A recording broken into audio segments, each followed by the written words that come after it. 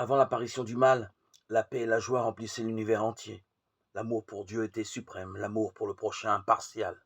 Le Christ, le Fils unique, issu du Père, était un avec le Père éternel, un en nature, un en caractère et un en dessein.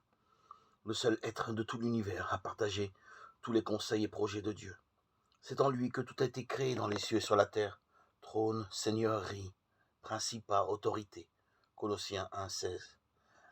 La loi de l'amour étant à la base de l'autorité divine, le bonheur de toutes les créatures dépendait de leur accord parfait avec les grands principes de justice. Dieu ne prend aucun plaisir à une allégeance forcée. Il accorde à tous le libre arbitre afin qu'ils puissent lui rendre un service volontaire. Mais un seul être choisit de pervertir cette liberté. Le péché prit naissance dans le cœur de celui qui, immédiatement après le Christ, avait été le plus honoré de Dieu.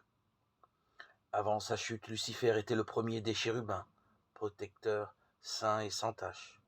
Ainsi par le Seigneur Dieu, tu mettais le sceau à la perfection, tu étais plein de sagesse, parfait en beauté. Tu étais en Éden, le jardin de Dieu. Tu étais couvert de toutes sortes de pierres précieuses. Tu étais un kéroub, un chérubin, protecteur aux ailes déployées. Je t'avais placé dans la montagne sacrée de Dieu. Tu étais là. Tu te promenais au milieu des pierres ardentes. Tu as été intégré dans tes voies depuis le jour où tu fus créé, jusqu'à celui où l'injustice a été trouvée chez toi. Ton cœur s'est enhardi à cause de ta beauté. Tu as perverti ta sagesse par ta splendeur. Tu prends ton propre cœur pour celui d'un Dieu. Tu te disais, j'élèverai mon trône au-dessus des étoiles de Dieu. Je m'assierai sur la montagne de la rencontre.